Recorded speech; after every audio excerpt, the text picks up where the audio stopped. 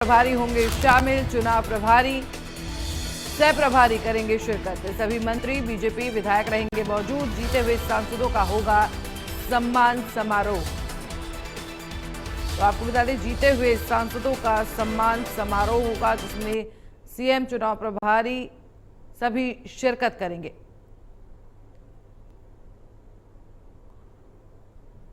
तो जीते हुए सांसदों को सम्मानित किया जाएगा और इस कार्यक्रम में सीएम, प्रदेश बीजेपी प्रभारी शामिल होंगे।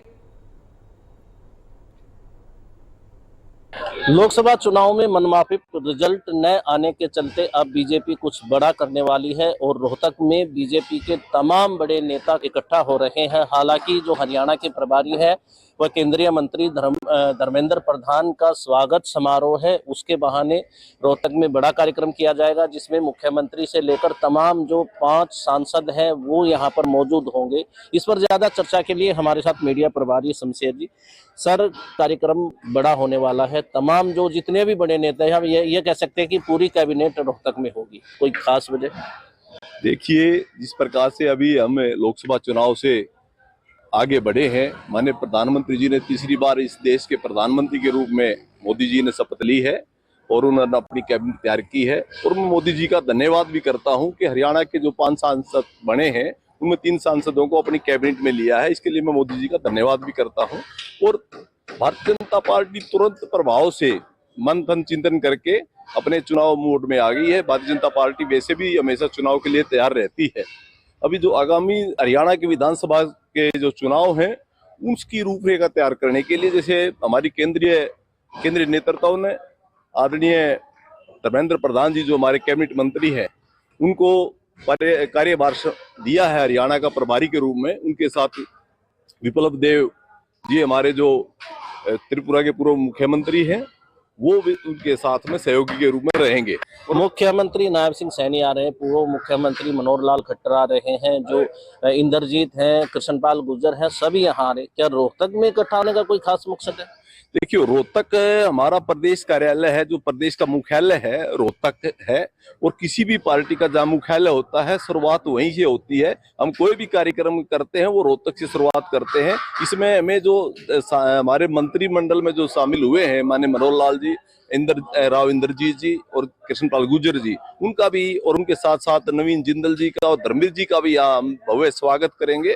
और इसके साथ साथ पूरे प्रदेश के कार्यकर्ता यहाँ पे इकट्ठे होंगे और आगामी जो विधानसभा का चुनाव उसका बिल्कुल यहीं से बजेगा और हम इसमें तीसरी बार हरियाणा में सरकार बनाने में कामयाब होंगे। इसके लिए हम पूरी तरह से अपनी लोग तो ये शमशेर जी थे, इन्होंने कहा कि यहाँ पर मंथन भी होगा और जो विधानसभा के जो चुनाव है उसकी तैयारियों को लेकर भी यहाँ पर चर्चा होगी। आप मेरे पीछे देख सकते हैं कि यहाँ पर जो है कार्यकर्ताओं के लिए चेयर बिछाई गई है और जो कार्यकर्ता है पूरे हरियाणा से यहाँ पर आएंगे। काफी जोर शोर से यहाँ पर काम चला हुआ है। जो टेंट है वो भी वाटर प्रूफ है क्योंकि बारिश के भी आसार यहाँ पर बताए जा रहे हैं।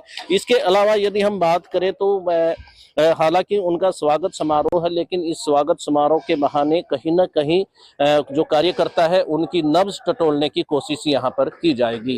इंडिया न्यूज के लिए रोहतक से दिनेश कौशिक। तो आपको बता दें कि स्वागत समारोह होगा, सांसदों का सम्मान होगा जीते हुए और इस कार्यक्रम में सीएम के साथ साथ प्रदेश बीजेपी प्रभारी शामिल होंगे। तो बीजेपी कहीं ना कहीं विधानसभा चुनाव को लेकर लगातार तैयारी कर रही है और इसी क्रम में देखिए, इससे पहले जीते हुए सांसदों का जो लोकसभा चुनाव में जीत कर आए हैं उनको सम्मानित किया जाएगा।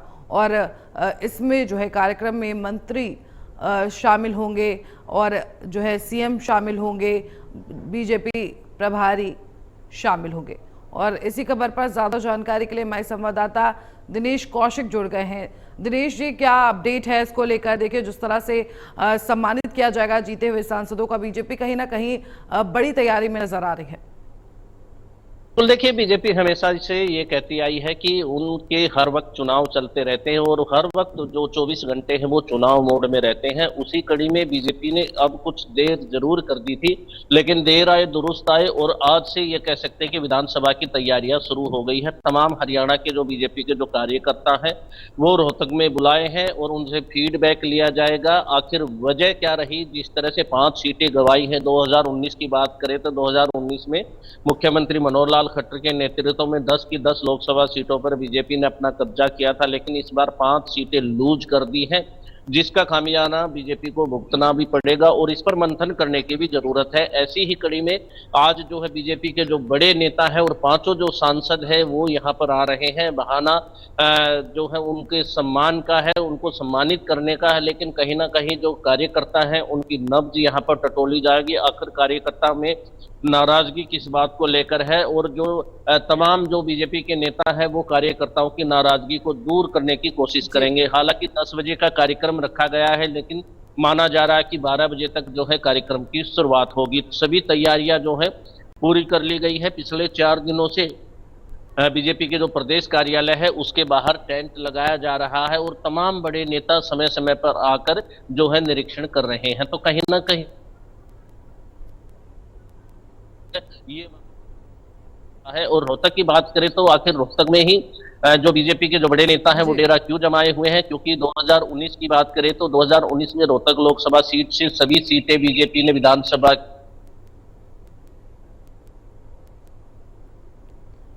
ठीक है, बहुत बहुत शुक्रिया दिनेश जी हमारे साथ जुड़ने के लिए, तमाम जानकारी साझा करने के लिए।